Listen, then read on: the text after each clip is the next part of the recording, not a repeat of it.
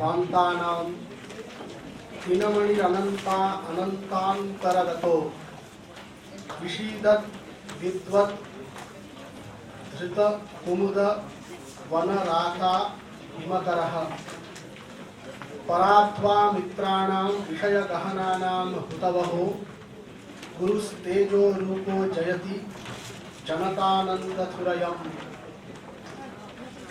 इतः पूर्वं भोजनात् पूर्वम् अस्माभिः आनन्दाध्येव खल्विमानि भूतानि जायन्ते इति श्रुतं।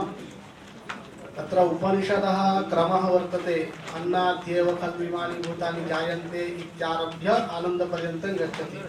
अस्माकं विपरीतक्रमः, आनन्दाध्येव इति श्रुत्वा अनन्तरम् अन्नादिकं सेवित्वा पुनः आनन्दः इदानीम् अनुभूयते।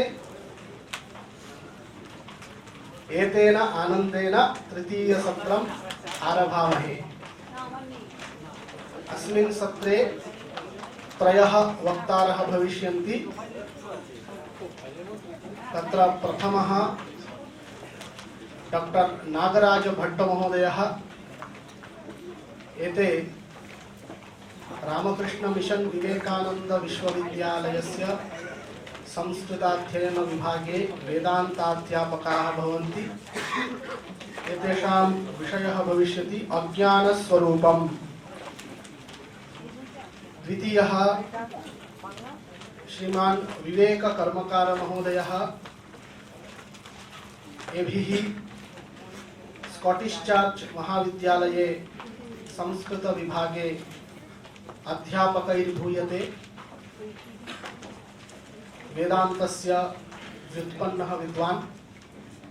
तृतीयः वक्ता भवति जपसिद्धानंद महाराजः। एते महाराजपादाः रामकृष्ण मिशन विवेकानंद विश्वविद्यालयस्य संस्कृताध्ययन विभागस्य अध्यक्षत्वेन विराजन्ते। वेदान्त व्याकरणादि शास्त्रेषु निष्णाताः भवन्ति। अत्रैव अस्मिन् सत्रे प्रश्नोपस्थापकत्वेन विद्यन्ते वेदतत्त्वानंद स्वामिनः।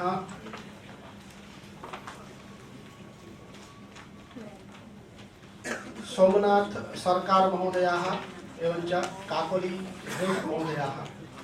सर्वान् स्वागतं विज्ञाप्य अहं नागराज भट्ट महोदयम् अनुरुद्धे अज्ञानस्वरूपम् इति विषये स्वकीयं भाषणं प्रस्तुवन्तु इति।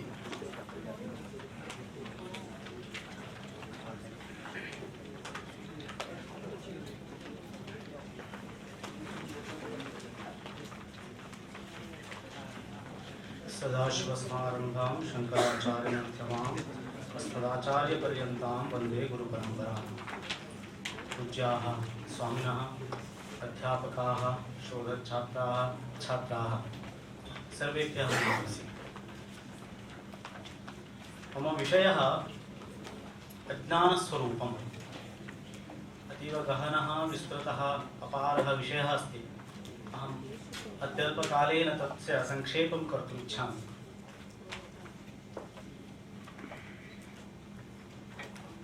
सर्वाणि भारतीयदर्शनानि शास्त्राणि च पुरुषार्थोद्देश्येनैव प्रवृत्तानि इत्यत्र नैव विवादः। तत्र मोक्षः एव पुरुषार्थशब्दवाच्यः, धर्मार्थकामाः तदङ्गभूताः। स च पुरुषार्थः नाम मोक्षः ज्ञानादेव भवति इत्यत्रापि नैव विवादः। तत्र केचन विवदन्ते यद्यपि, अथापि बहुत्वं यदि स्वीकुर्मः दर्शनवाङ्मये सर्वेपि दार्शनिकाः तत्त्वज्ञानादेव निःश्रेयसाधिगमः इति वदन्ति। तत्रापि षोडश पदार्थ तत्त्वज्ञानात् निःश्रेयसाधिगमः इति ज्ञानिविदो वदन्ति। प्रकृतिपुरुष विवेकख्यात्या स्वस्वरूपावस्थान रूपमोक्षः इति सांख्याः प्राहुः। विशुद्ध ब्रह्म साक्षात्कारेण मोक्षः इति वेदान्तिनः। एवञ्च तत्त्वसाक्षात्कारः तत्त्वज्ञानादेव मोक्षः इत्यत्र नैव विवादः। तत्र तादृश तत्त्वसाक्षात्काररूपमोक्षः किं रूपः इत्यत्र अस्ति कश्चित् विवादः। तत्र मोक्षः इत्यस्य अर्थः बन्धनाशः एव मोक्षः इति वेदान्तिनः वदन्ति। अन्ये सांख्याः, योगिनः, मीमांसकाः, नैयायिकाः, वैशेषिकाश्च बन्धसम्बन्धनाशः मोक्षः इति तेषां दर्शनसङ्ग्रहः यथामति अहं वदामि। एवञ्च मोक्षस्वरूपं सञ्जातं बन्धनाशः बन्धसम्बन्धनाशः एव मोक्षः इति। तत्र बन्धनाशः इत्यत्र वेदान्तिनः तरति शोकमात्मविद् इत्यादि श्रुतिं तत्र उदाहरन्ति। सम्बन्धलयो हि मोक्षः इत्यादिकमपि मीमांसकाः वदन्ति। एवञ्च बन्धसम्बन्धः बन्धनाशः अयमेव मोक्षः इति अत्र नास्ति विवादः। प्रकृतमनुसरामः। तत्र को नाम बन्धः इत्यत्र अविद्या अज्ञानमेव बन्धः वेदान्तदिशा। अहम् अद्वैतवेदान्तदिशा एव अत्र वच्मि। तादृशम् अज्ञानं स्वीकृतं यत् ब्रह्म सम्बन्धेन जगदुपादानं भवति। अद्वैतवेदान्तस्य सिद्धान्ते निर्गुणनिराकारनिरवयवं शुद्धबुद्धमुक्तस्वभावं कूटस्थं किञ्चित् आत्मवस्तु परमार्थतया सत्यमित्यङ्गीकृतं तदितरं सर्वं शुक्तौ कल्पितं रजतमिव। एवञ्च अविद्या एव तत्र बन्धः वेदान्तदिशा। तत्र सा अविद्या अथवा अज्ञानम् एकं वा अनेकं वा इत्यत्र वेदान्तिनां मते दृष्टिभेदेन विवादाभासः नैव विवादः सः। तत्र क्वचित् अज्ञानं प्रकृतिः, अव्यक्तं तमः, माया, अविद्या, शक्तिः, संसारबीजं, मिथ्याज्ञानम् इत्यादि शब्दैः तत्र प्रधानम् इत्यपि स्वयं शङ्कराचार्यः एव प्रयुङ्क्ते। यत् सांख्यदर्शने मूलप्रकृतिः प्रधानशब्देन उच्यते तत् तत्त्वं प्रधानमित्यपि वेदान्ते वक्तुं शक्यते। एवञ्च त्रिगुणात्मकं किञ्चित् जडरूपम् अज्ञानतत्त्वं सर्वैः बन्धरूपेण स्वीकृतम्। एवञ्च तादृशबन्धः निवर्तनीयः नाशनीयः इत्येव वेदान्तसिद्धान्तः। तत्र सः बन्धः नाशयितुं न शक्यः, बन्धसम्बन्धः नाशयितुं शक्यः इत्यन्ये दार्शनिकाः। अत्रैव केवलं विवादः।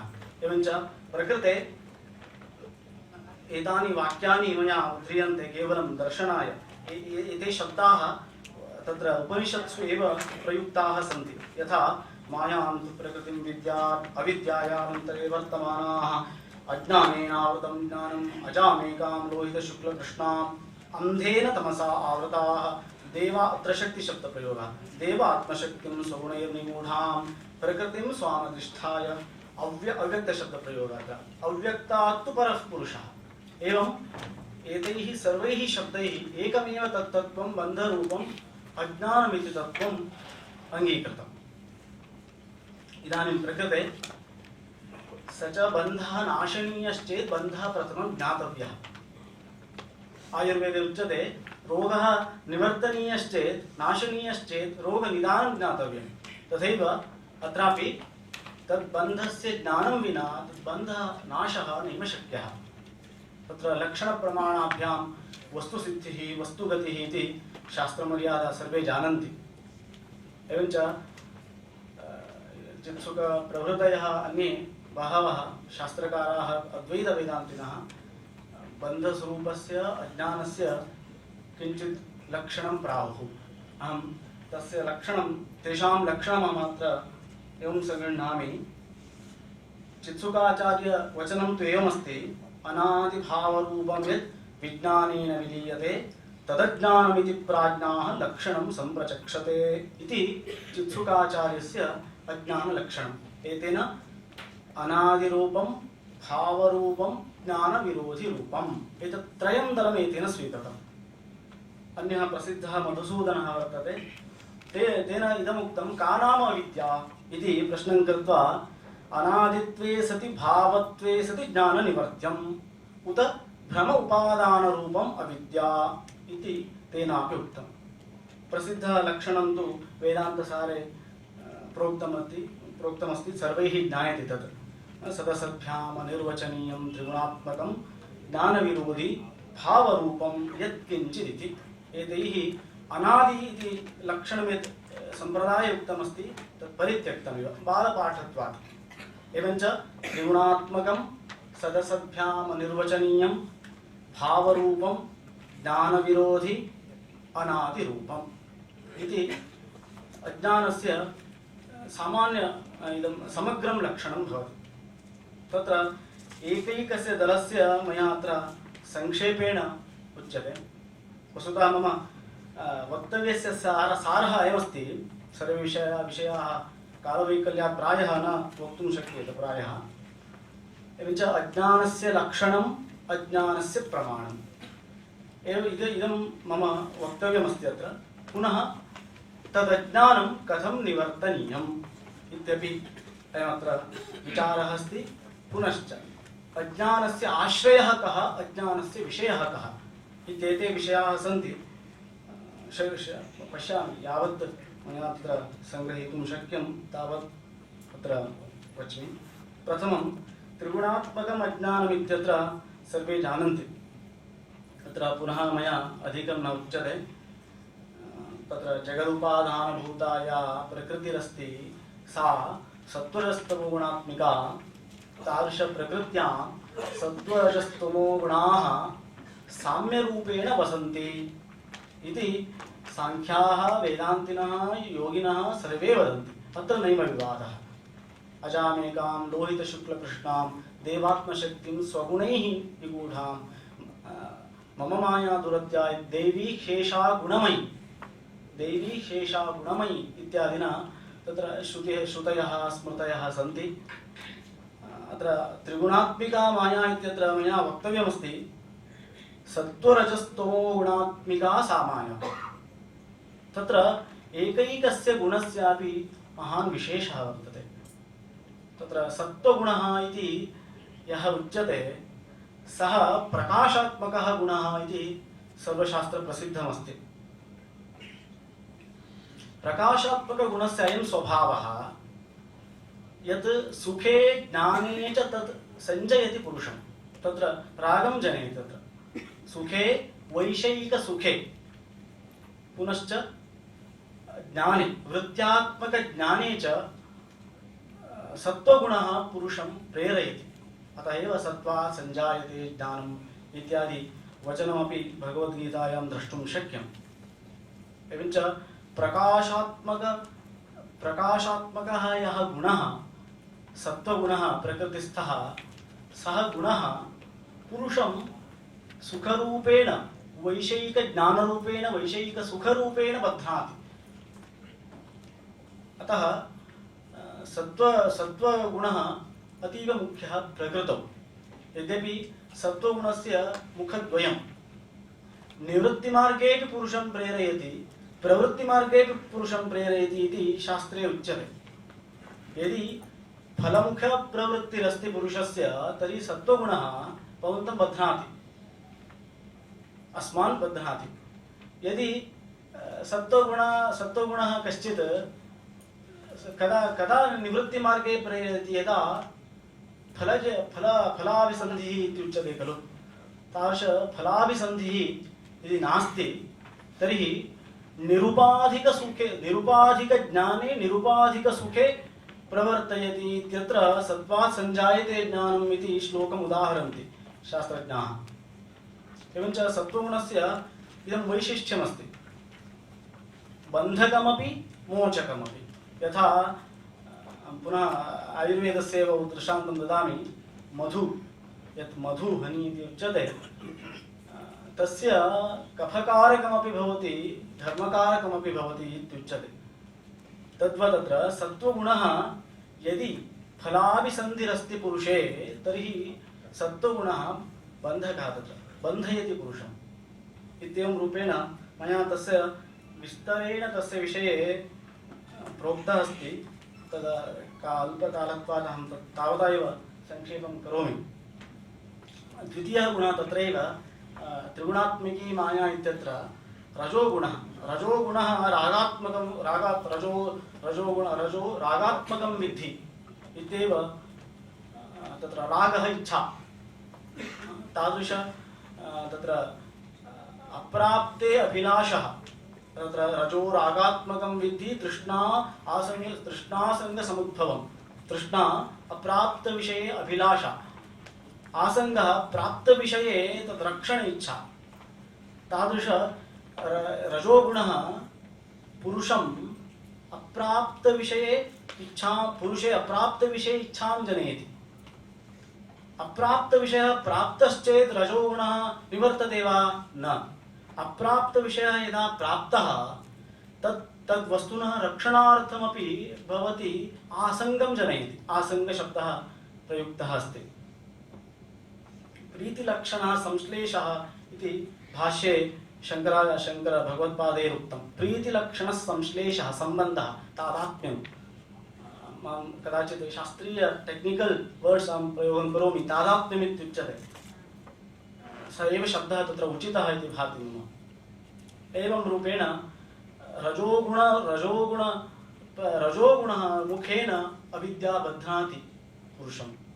अन्यः तमोगुणः वर्तते। तमोगुणे विषये तु सर्वैः ज्ञायते। तमस्तु अज्ञानजं विद्धि, स च तामसप्रत्ययः इत्युच्यते। तत्रैव 13 अध्याये क्षेत्रज्ञं चापि मां विद्धि इत्यत्र भगवता स च तामसगुणः तामसप्रत्ययः व्याख्यातः। तामसप्रत्ययः त्रिधा कार्यं करोति पुरुषे। अग्रहणं विपरीतग्रहणं संशयग्रहणं च करोति। तामसः प्रत्ययः अविद्या इति शंकराचार्यः तत्र वक्ति। क्वचित् दृष्टः एव पदार्थः, तस्मिन् पदार्थे पुनः संशयः उत्पद्यते। पुनः संशयः इति प्रथमं कार्यम्, उत तत्रैव सः एव पदार्थः विपरीतमुखेन ज्ञानगोचरः भवति। तद् विपरीतग्राहिणी इति उच्यते विद्या। अन्यः तत्रैव भवति। क्वचित् विद्यमानः एव पदार्थः नैव गृह्यते। एवञ्च विपरीतग्राहिणी अविद्या, संशय उपस्थापिता विद्या अथवा अग्रहणात्मिका अविद्या इति तामसप्रत्ययः तमोगुणकार्यम् एवं त्रिधा विभज्यते शास्त्रेषु। तस्य विषयेपि सविस्तरं तत्र 13 अध्याये भगवत्पादैः प्रतिपादितमस्ति। एवं रूपेण अहं त्रिगुणात्मकं, यद्यपि वेदान्तसारे एते विषयाः नैव उच्यन्ते, अहं पुनः तत्र वेदान्तसारस्यैव भवन्तः बहवः दृष्टपूर्वाः, केचन अदृष्टपूर्वाः अपि सन्ति। अतः ये दृष्टपूर्वाः सन्ति तेषां वेदान्तसारज्ञानमस्ति इति तैः पठितञ्च अस्ति इति कृत्वा अहं वेदान्तसारात् अधिकं किञ्चित् अत्र त्रिगुणात्मकम् इत्यत्र गीताभाष्यं स्वीकृत्य किञ्चित् उक्तवान् अस्मि। एतावत् अहं त्रिगुणात्मकमज्ञानं द्वितीयं दलमस्ति अनिर्वाच्यमज्ञानमिति। अयं विषयः केवलम् अद्वैतवेदान्तिभिरेव प्रोक्तः अस्ति। तत्र कारणं यदज्ञानमस्ति तत्र सदसद्भ्याम् अनिर्वाच्यमज्ञानम् इत्युच्यते। तत्र शब्दैः अनिर्वाच्यमिति नार्थः। तत्र सदसद्भ्याम् अनिर्वाच्यमिति। अत्र वेदान्ते अयं सूक्ष्मविषयः अस्ति। ब्रह्म अपि अनिर्वचनीयम्, अविद्या अपि अनिर्वचनीया, किन्तु कारणं भिन्नं। तत्र ब्रह्म अनिर्वचनीयं यतो वाचो निवर्तन्ते इत्यादि मुखेन शब्दैः ब्रह्म व्याख्यातुं नैव शक्यं। यत् परमार्थं कूटस्थं ब्रह्म अस्ति तत् शब्दगम्यं नास्ति। अतः तत्र ब्रह्मणि अनिर्वचनीयत्वम् अस्ति। किन्तु तादृश अनिर्वचनीयत्वम् अत्र विद्यायाम् अज्ञाने नैव उच्यते। अत्र अनिर्वचनीयत्वं नाम सत्त्वेन असत्त्वेन सदसद्भ्याम् अनिर्वचनीयम् इति इत्येव अर्थः। किं नाम सत्त्वं? तत्र पठितमस्ति युष्माभिः, त्रिकाल अबाध्यत्वमेव सत्यं सत्त्वम्। एवञ्च ब्रह्मज्ञानेन सा अविद्या बाध्यते इत्यतः तत् सत्त्वं तत् सति इत्यपि वक्तुं नैव शक्यते, सा अविद्या।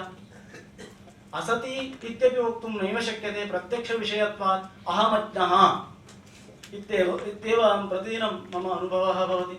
यद् असत् इति उच्यते तत् प्रतीति अतीतं भवति, प्रतीत्यतीतं भवति, किन्तु अज्ञानं प्रतीतिगम्यमस्ति, प्रतीतिविषयमस्ति।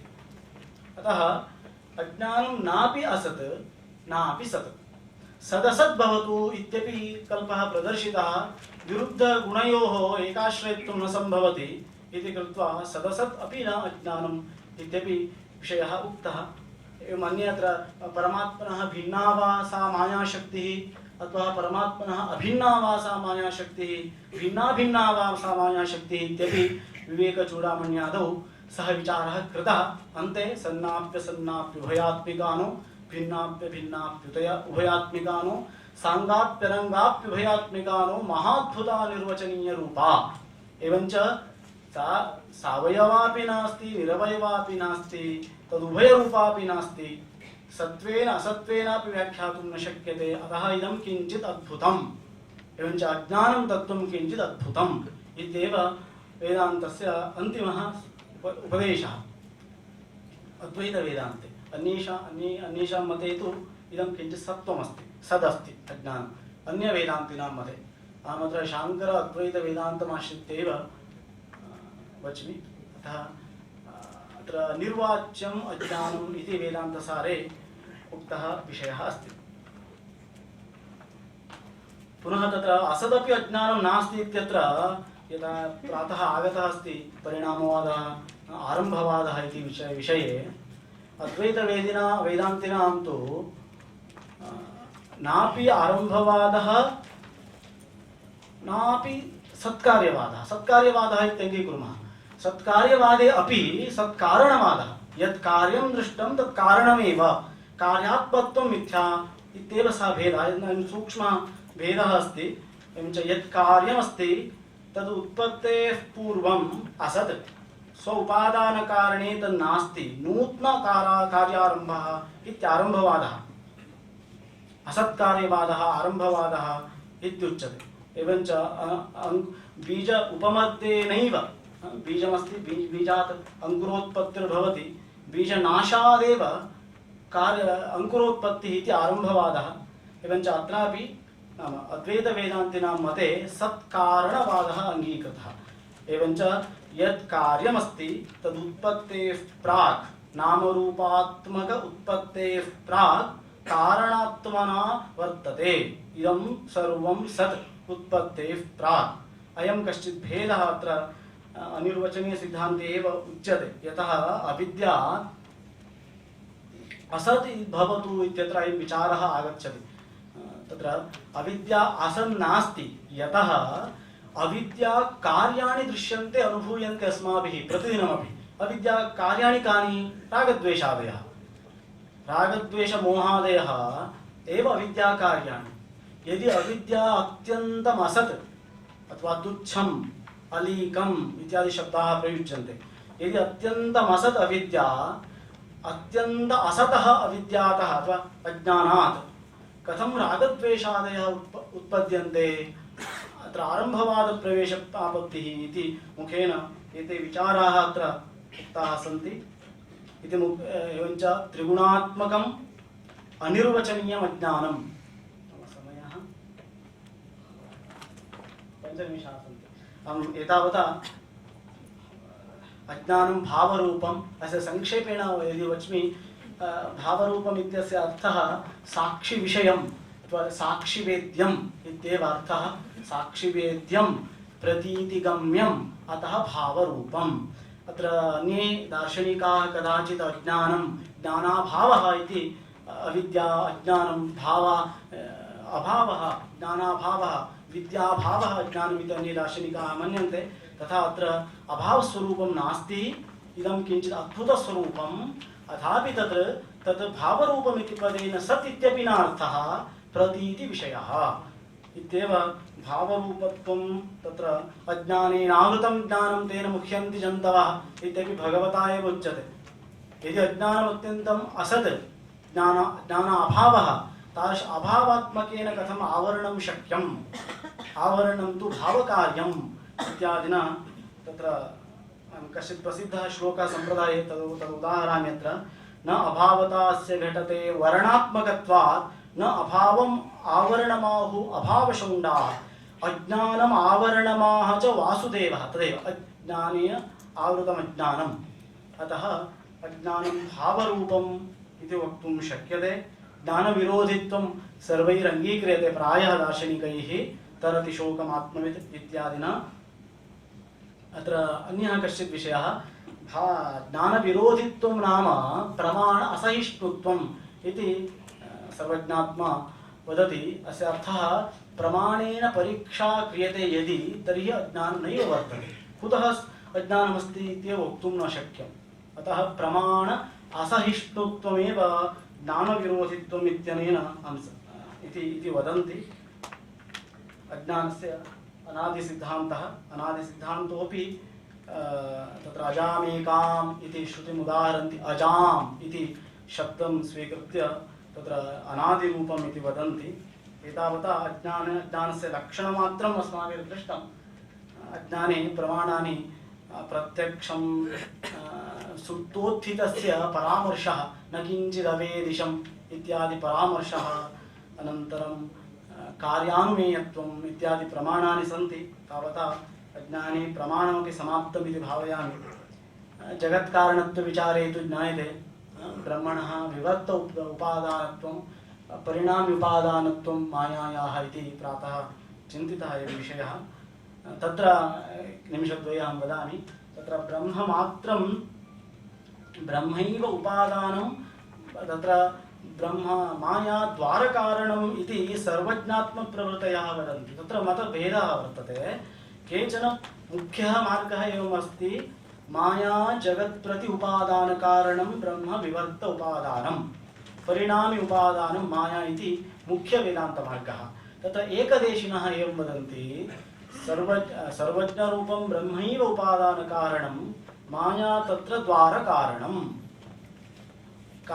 तत्र कार्यानुगतत्वे अपि तस्य कारणत्वं नास्ति, यथा मृद्गतगुणाः इति तत्र दृष्टान्तः दीयते। अथवा वाचस्पतिमिश्राणां तृतीयमार्गः वर्तते, ब्रह्मैव उपादानं माया नैव द्वारकारणमपि किन्तु सहकारी कारणमात्रम् इत्यादिना अत्र मायायाः जगत्कारणत्वविचारः अपि अहम् अत्रैव समापयामि। अन्ते माया किमाश्रितं भवति इत्यपि मुख्यः विषयः। तत्र प्रातः भवद्भिः दृष्टः विवरणमार्गप्रस्थानं भामतीप्रस्थानमिति। तत्र विवरणप्रस्थान संक्षेपशारीरिकादिप्रस्थानानुसारं चिन्मात्र आश्रिता माया ब्रह्माश्रिता माया इति मुख्यः विषयः। भामतीकाराणां मते तु जीवाश्रिता माया, यथा अहम् अज्ञः अहं ब्रह्म न जानामि इत्येव प्रमाणमुखेन भामतीकाराणां मते अविद्या अज्ञानं जीवाश्रिता न ब्रह्माश्रिता इति उक्त्वा अन्ते तत्र अज्ञानभेदविचारे अपि अज्ञानस्य भेदः दृष्टिभेदेन एव स्वीक्रियते। तथा रिलेटिव् इति वदामः, दृष्टिभेदः तत्र अपेक्षिकं। तद् एकजीववाद नानाजीववाद इत्यादयः सिद्धान्ताः सन्ति, तदाश्रयेण अज्ञानस्य भेदविचारः क्रियते। अज्ञानम् एकमेव, व्यक्तिस्तरे अज्ञानं नाना इति उक्त्वा बहवः विषयाः मया मध्ये मध्ये परित्यक्ताः, अतः कदाचित् बोधदुष्करमपि स्यात्। एतावता एवम् उक्त्वा अत्र समापयामि। धन्यवादाः।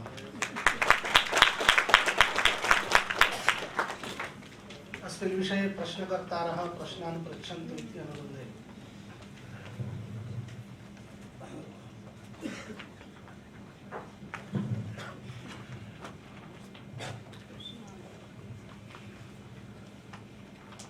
गीतायाम् अज्ञानं ज्ञानस्य आवरकम् इति उक्तं पुनः ज्ञानेन तु तदज्ञानं येषां नाशितमात्मनः इत्यपि वर्तते।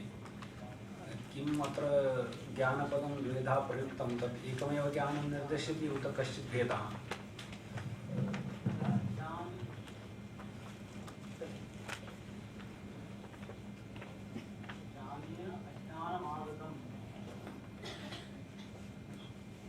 अज्ञानेनावृतं ज्ञानम्।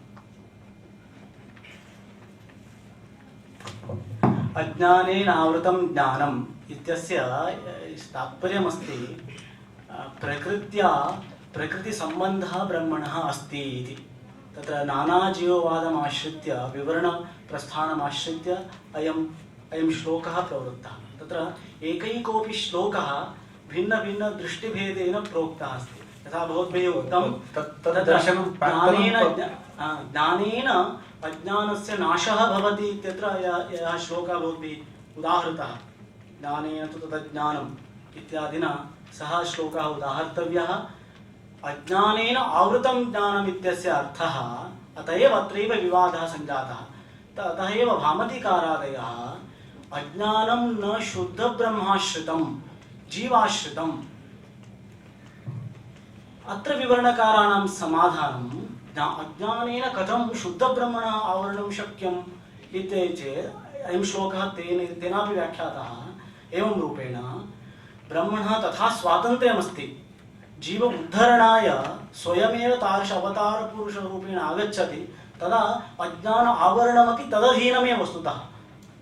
एवं समाधानं तत्र वक्तव्यं भवति। अत्र अस्मिन् विषये अन्यत्र रीत्यापि वक्तुं शक्यमस्ति, कालवैकल्यम् एतावता। अत्र अज्ञानेन ज्ञानम् आवृतम् इत्यस्य अर्थः अज्ञानसम्बन्धः सञ्जातः इत्येव अर्थः, न तु ब्रह्म अज्ञान अधीनम् इत्यर्थः। वैष्णवीं स्वां माया मूलप्रकृतिं वशीकृत्य इत्येव भाष्यकारोऽपि वदति तत्र गीताभाष्ये। अतः एवं सः विवेकः कर्तव्यः। अज्ञानस्य ब्रह्मणः कश्चित् सम्बन्धः सञ्जातः। कदा सम्बन्धः सञ्जातः? तत्र अनादित्वं पुनः उच्यते। यदि च सम्बन्धः न अनादित्वं, यदि सम्बन्धः जातः तर्हि अनादित्वं न, यदि सम्बन्धः जातः तर्हि सादित्वं, तद्भिन्नम्। तत्र सम्बन्धोऽपि अनादि, सम्बन्धः जातः इति वचनं न वक्तुं शक्यते। तदेव जातः इत्यस्य अर्थः अयं बोद्धः इत्यर्थः। अहं बोधसौकर्याय जातः इति वदामि। एवञ्च तत्र मम जातः इति पदस्य स्वार्थं तावदेव। शुद्धब्रह्मणः अविद्यासम्बन्धः, अविद्या आवरणं कथं शक्यम् इति अत्र एषः भामतीकार अयमेव प्रश्नः तेन पृष्टः अस्ति। शुद्धं ब्रह्म, इदम् अन्य किञ्चिदेकं वदामि, शुद्धं ब्रह्म न अज्ञानविरोधी।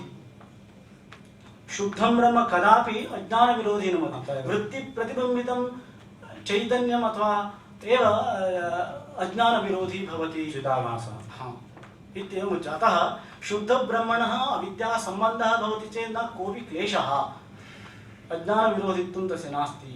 एवं रूपेण अत्र अयं महान् वादः अस्ति भामती विवरणप्रस्थानयोर्मध्ये। अत्र वस्तुस्तु विवादः एव नास्ति। चित्सुखाचार्येण षट् अनादिपदार्थाः उक्ताः सन्ति।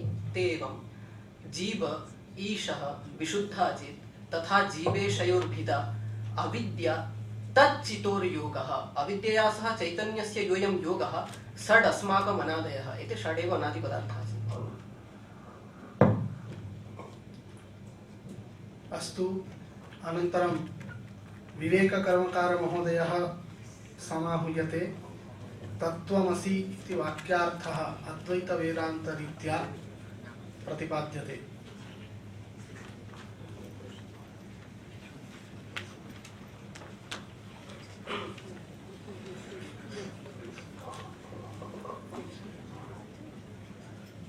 ॐ वैकुण्ठे कमलार्चितो हिमगिरौ शूलीह्युमासेवितो ध्यानस्थश्च ससारदश्रुतिधरो ब्रह्माख्यलोके स्थितः दृष्टो यः परमर्षिभिश्च चरमे ब्रह्मेति निष्कारणं लीलार्थं भुवि रामकृष्ण बभुषा देवं स्थितं तं भजे। वागीशाद्या सुमनसः सर्वार्थानाम् उपक्रमे यन्नत्वा कृतकृत्या स्युः तन्नमामि गजाननम्। अधिमञ्चं विराजमानेभ्यः परमपूजनीयेभ्यः मम गुरुचरणेभ्यः प्रणतितिं विनिवेदयामि। किञ्च अधिमञ्चं विराजमानेभ्यः विद्वद्भ्यः विदुषीभ्यश्च प्रणामान् निवेदयामि। अभिमञ्चं विराजमानेभ्यः शास्त्रार्थ पीयूष पिपासुभ्यः सारस्वतोपासकेभ्यः यथायोग्यं श्रद्धा प्रणामादिकं विनिवेदयामि।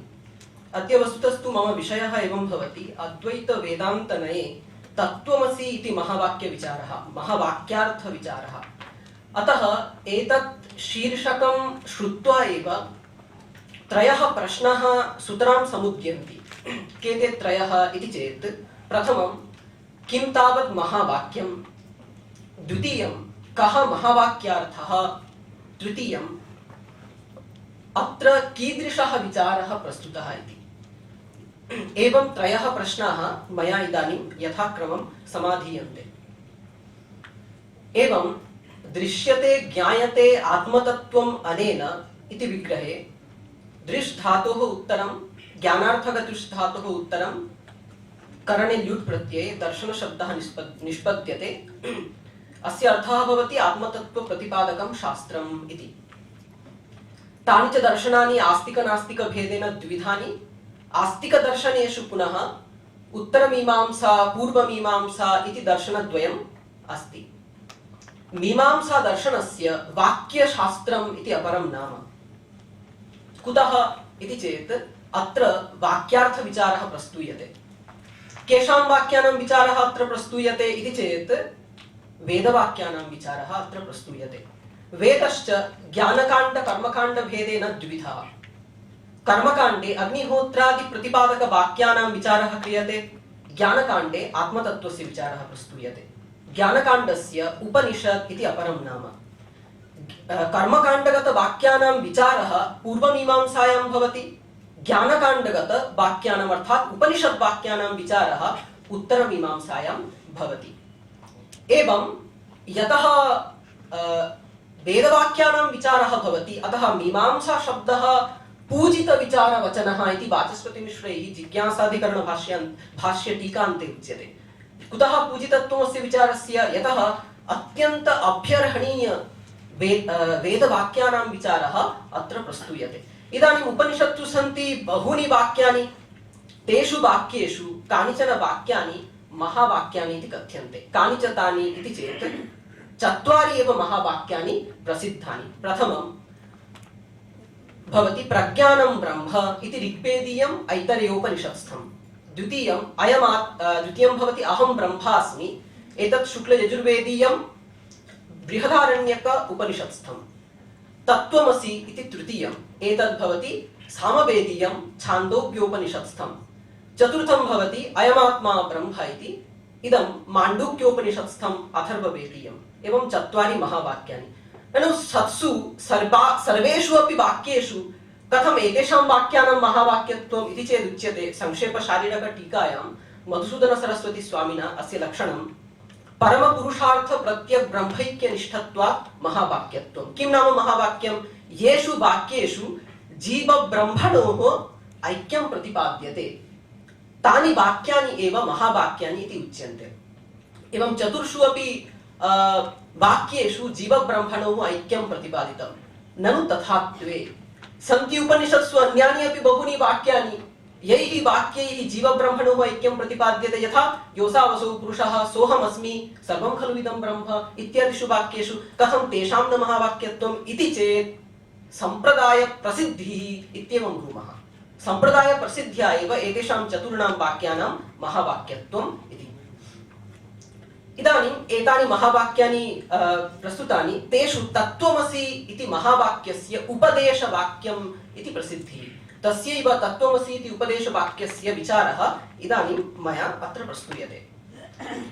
विचारात् प्राक् एकः विषयः सुतरां समापतति यत् वाक्यं द्विविधं भवति। अद्वैतवेदान्तनये वाक्यं द्विविधं भवति, संसृष्टार्थकम् अखण्डार्थकं च।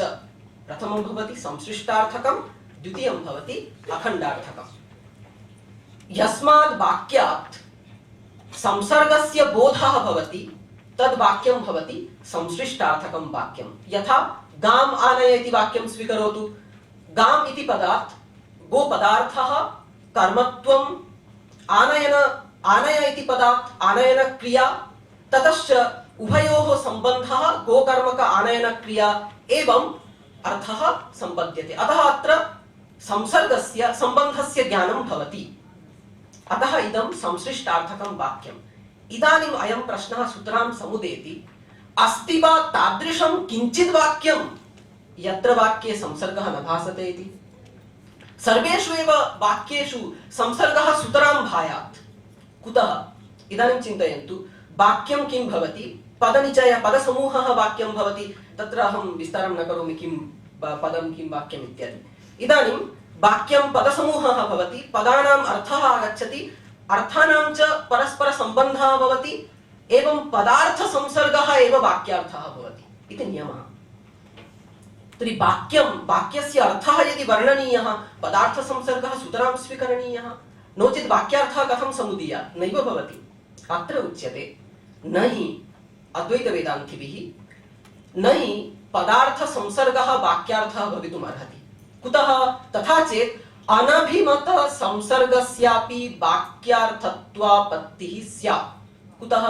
सैन्धवमानय इति वाक्यम् उच्चार्यते कदा? भोजनप्रसङ्गे।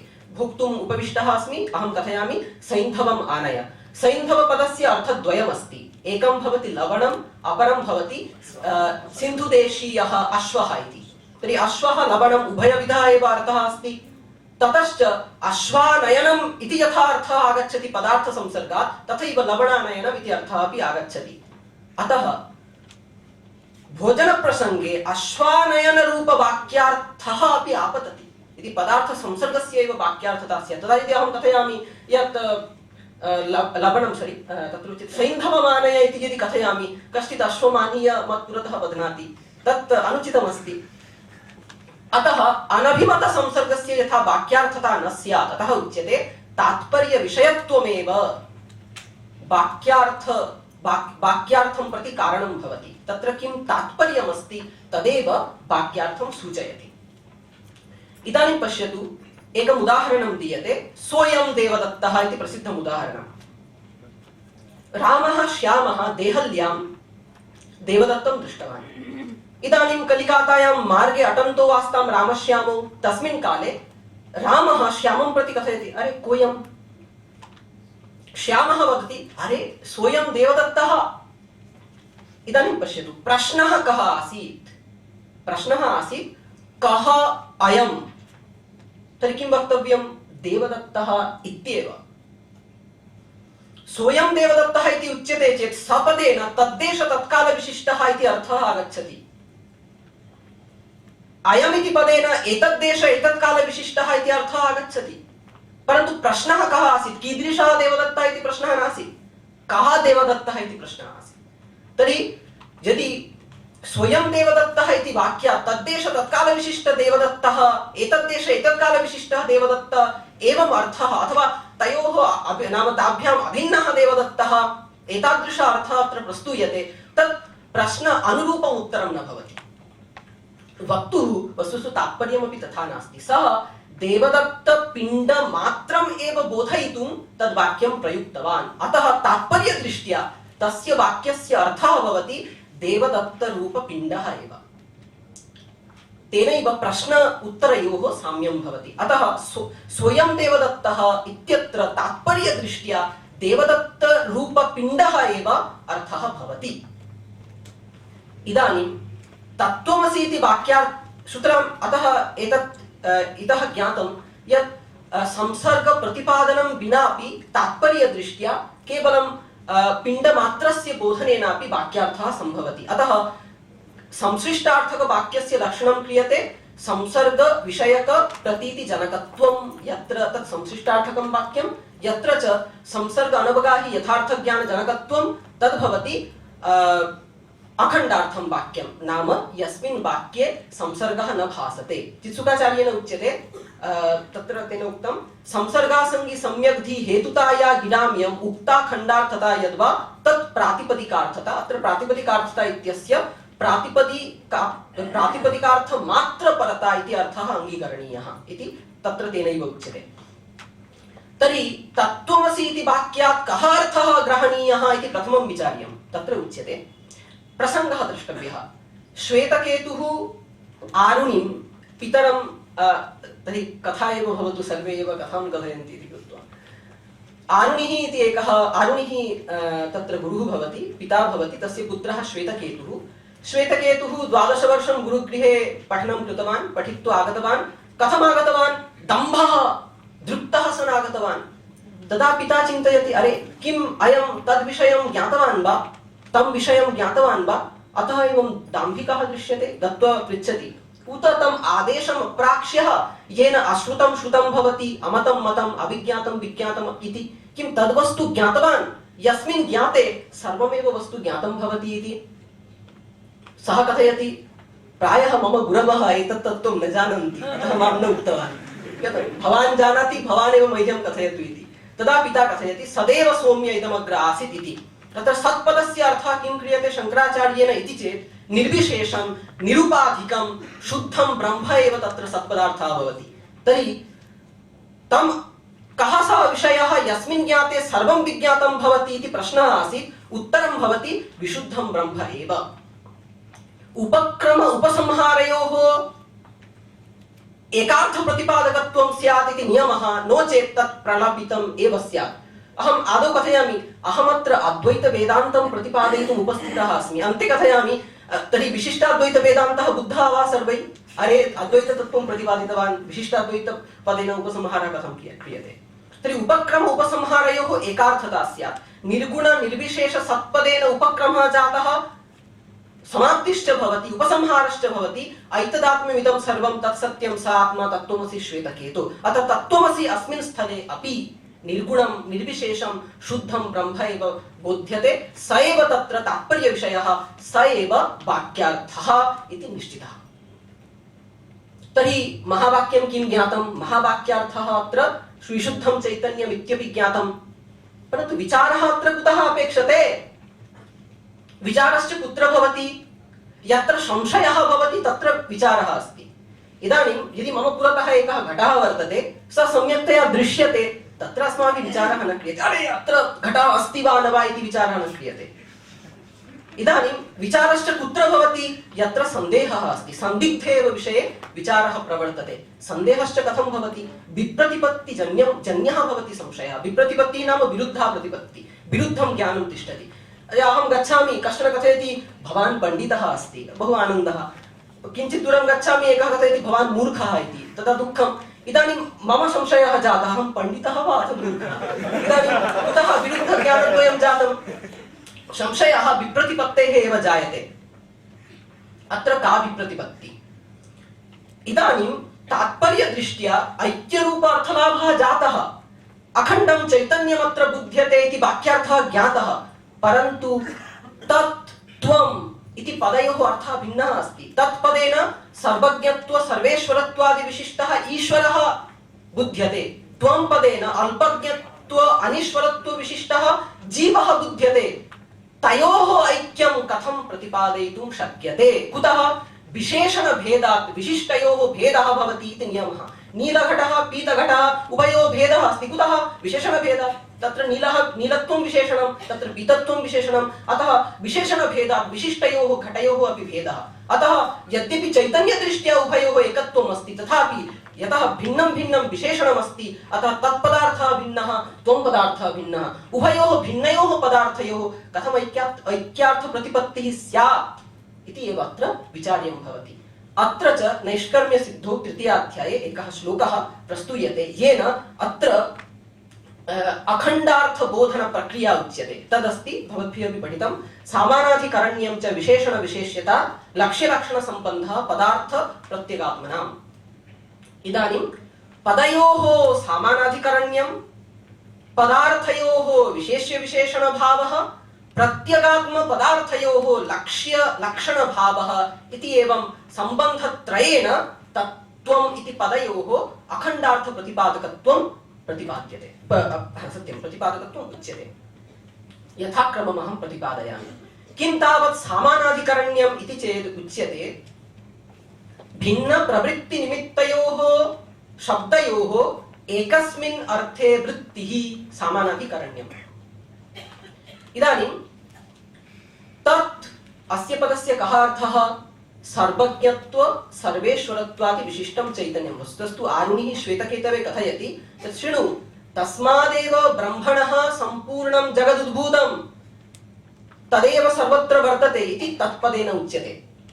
त्वमिति पदेन पुरस्थितः श्वेतकेतुः बुध्यते, अतः तत्पदेन जगत्कारणभूतं ब्रह्म उच्यते, त्वं पदेन पुरस्थितः श्वेतकेतुः उच्यते।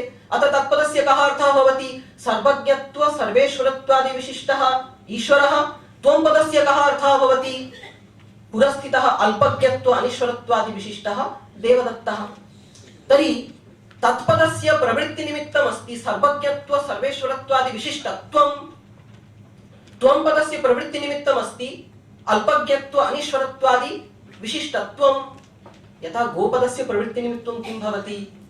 गोत्वमेव गोपदस्य प्रवृत्तिनिमित्तं भवति, तथैव इहापि। तर्हि अत्र प्रवृत्तिनिमित्तं भिन्नं भिन्नं भवति, तथापि एतयोः शब्दयोः चैतन्य अखण्ड चैतन्य रूप एकार्थे स्थितिः अस्ति। अतः एतयोः पदयोः सामानाधिकरण्यम् इति अनेन प्रकारेण ऐक्यं तत्त्वं पदयोः ऐक्यं प्रतिपाद्यते। ततः अहं बहु लघुरूपेण कथयामि, समयः प्रायः आगतः अस्ति। विशेषणविशेष्यभावः इदं किञ्चित् विशिष्टं भवति। नीलो घटः इति उच्यते, तत्र नीलम् इति पदं विशेषणं। कुतः? यतः इदं पदं व्यावर्तकं व्यावर्तयति तद् घटं पीत हरितादि घटेभ्यः। यतः नीलपदम् एतद् घटं हरित पीतादि घटेभ्यः व्यावर्तयति, अतः नीलपदं विशेषणं। विशेष्यं च किं? यद् व्यावृत्तं तद् विशेष्यं, घटः विशेष्यं भवति। विपर्ययेनापि भवितुमर्हति। घटः विशेषणं भवतु। कथं भवति? नीलम् इति नीलत्वं यथा घटे अस्ति तथा पटे अस्ति तथा मठे अस्ति तथा आकाशे अपि अस्ति। अतः इदं घटपदं घटपदार्थः तन्नीलं, यन् नीलं घटे अस्ति तन्नीलम् आकाशादिगत नीलेभ्यः व्यावर्तयति, अतः नीलं विशेष्यं जातं, घटः विशेषणं जातम्। एवं उभयोः नीलघटयोः परस्परं विशेष्य विशेषण भावः अस्ति। एवं तत्त्वं पदयोः अपि परस्परं विशेष्य विशेषण भावः अस्ति, परन्तु अत्र सावधानं श्रोतव्यम्।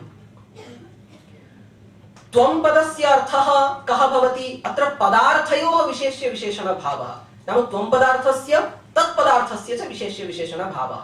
त्वं पदार्थः सर्वज्ञ अल्पज्ञत्व अनीश्वरत्वादि विशिष्टं चैतन्यं, तच्चैतन्यं सर्वज्ञत्व सर्वेश्वरत्वादि विशिष्ट चैतन्याद् भिन्नं न इति त्वं पदार्थे तत्पदार्थस्य भेदं व्यावर्तयति तत्पदार्थः। तर्हि तत्पदार्थः व्यावर्तकः जातः। कुतः?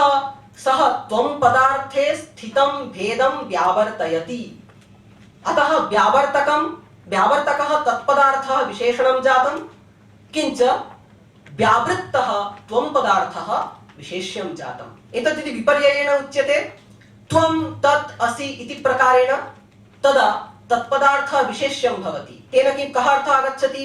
तत्पदार्थः यः सर्वज्ञत्व सर्वेश्वरत्वादि विशिष्टं चैतन्यं तत् अल्पज्ञत्व अनीश्वरत्वादि विशिष्ट चैतन्यात् भिन्नं न, अतः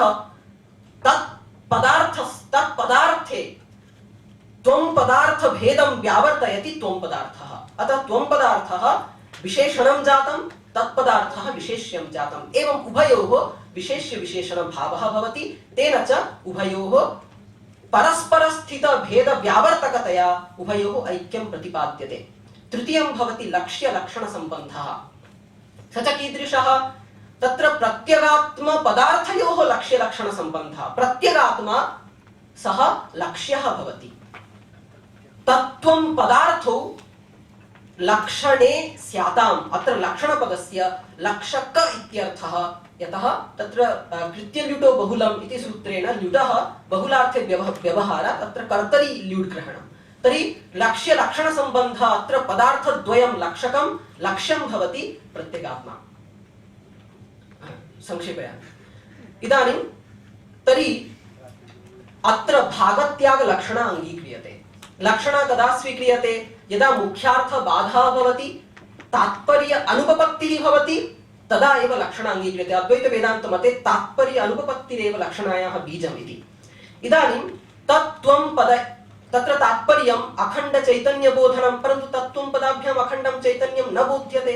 अतः तत्र लक्षणया, सा च विशिष्टा लक्षणा, भागत्याग लक्षणया तत्र तत्त्वं पदयोः एकार्थग्रहणं भवति, अखण्ड चैतन्य रूपार्थग्रहणं भवति। तत् कथं? भेदः कुत्र अस्ति? चैतन्यांशे भेदः नास्ति। तत्पदस्य कः अर्थः? सर्वज्ञत्व सर्वेश्वरत्वादि विशिष्टं चैतन्यं। त्वंपदस्य कः अर्थः? अल्पज्ञत्व अनीश्वरत्वादि विशिष्टं चैतन्यं। चैतन्यम् उभयत्र समानं, विशेष्यांशः उभयत्र समानः। विरोधस्तु कुत्र? विशेषणांशे। अतः विरुद्धं विशेषणांशं परित्यज्य आदौ तत्पदे लक्षणा क्रियते, तेन विरुद्धं सर्वज्ञत्व सर्वेश्वरत्व रूप विशेषणांशं परित्यज्य चैतन्यमात्रस्य अर्थः, चैतन्यमात्रम् अर्थः गृह्यते। ततश्च त्वंपदे लक्षणा स्वीकारेण अल्पज्ञत्व अनीश्वरत्व रूप विशेषणं परित्यज्य तत्रापि चैतन्य रूपम् अर्थः, चैतन्यमात्रम् अर्थः अंगीक्रियते। तेन च उभयोः ऐक्यं सम्पद्यते। ननु तथा सति किं त्रयेण एव ऐक्यार्थबोधः भवति इति चेत् न इति अहं कथयामि। कुतः? समानाधिकरण्य सम्बन्धेन तत्पदस्य तादृश चैतन्य एव वृत्तिः इति कः प्रतिपादयति? न हि अभिधया आगच्छति। अतः तत्र लक्षण अङ्गीकरणीयः। किञ्च विशेष्य विशेषण भावस्थले अपि विशिष्टयोः पदार्थयोः ऐक्यं प्रतिपाद्यते। घट्टकुट्टौ प्रभातायितं, भक्षितेऽपि लशुने न शान्तो व्याधिः। इदानीं घट्टकुट्टौ प्रभातायितम् इति बहु सम्यक् अस्ति। रात्रौ एकस्मात् घट्टात् 9 चालिता, प्रातः आगत्य दृष्टं तत्रैव अस्मि इति। तत्र नदी नाम वहन्ती वर्तते। अतः स एव दोषः आपतितः। अतः भागत्याग लक्षणया एव अर्थः आगच्छति। आदौ समानाधिकरण्यस्य ज्ञानम्, उभयोः एकविभक्ति उपात्तत्वस्य ज्ञानं समानाधिकरण्येन भवति। ततः उभयोः विशिष्टत्व, उभयोः विशेषण विशेष्य भावः ज्ञायते। ततश्च विरोधोद्भवः भवति, यत् न एतयोः एकार्थ प्रतिपादकत्वं न सम्भवति। कुतः? यतः विशेषणं भिन्नं। ततश्च भागत्याग लक्षणया अर्थः निर्धार्यते इति। एवं तत्त्वमसि वाक्यार्थविचारः प्रस्तूयते। अस्मिन् अत्र स्थले च संक्षेपशारीरके एकः श्लोकः अस्ति, यः मया प्रतिपादितः अर्थः।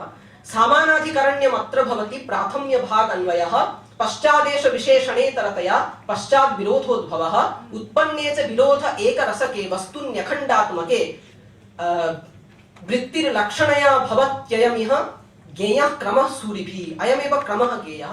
आदौ समानाधिकरण्य सम्बन्धः, तदनन्तरं विशेषण विशेष्य भावः, तदनन्तरं भागत्याग लक्षण इति। अत्र किञ्चित् योजयामि। तत्त्वमसि इति महावाक्य विचारस्थले धर्मराजा ध्वरीन्द्रेण लक्षणा न अंगीक्रियते। तेन साक्षात् उच्यते अभिधया एव वाक्यार्थबोधः भवेत्। कुतः इति चेत् यदि उच्यते घटः अनित्यः इति, तदा घटपदेन घटपदार्थस्य ज्ञानम् अभिधया भवति। घटत्व विशिष्टः घटः इति घटपदस्य मुख्यः अर्थः भवति। तत्र घटत्वं विशेषणं, परन्तु विशेषणस्य अर्थः अभिधया नागच्छति। विशेष्यस्य अर्थः अभिधया आगच्छति, विशेषणस्य अर्थः लक्षणया आगच्छति। एवं यदि घटः अनित्यः इति उच्यते तर्हि विशेष्यांशस्य ज्ञानम् अभिधया एव भवति। अतः साक्षात् तत्र अभिधयार्थबोधः। यदि उच्यते घटः नित्यः इति, तदा घटत्वम् इति विशेषणं सः अर्थः यदि ग्रहीतव्यः भवति, लक्षणया ग्रहीतव्यः भवति, यतः अभिधया सः अर्थः नागच्छति। अतः तत्त्वमसि इति स्थले विशेषणांशस्य ज्ञानं लक्षणया भवतु, विशेष्यांशस्य ज्ञानम् अभिधया एव आगच्छति। अतः अभिधया एव तत्त्वम् उभयोः पदार्थयोः चैतन्यरूप विशेष्यांश सुतरां लभ्यते। अतः अत्र लक्षणा नाङ्गीकरणीया इति मतं भवति धर्मराजाध्वरीन्द्राणाम्। इत्युक्त्वा उपस्थितेभ्यः सर्वेभ्यः यथायोग्यं श्रद्धा प्रणामादिकं विनिवेद्य अत्रैव विरम्यते मया। नमस्ते।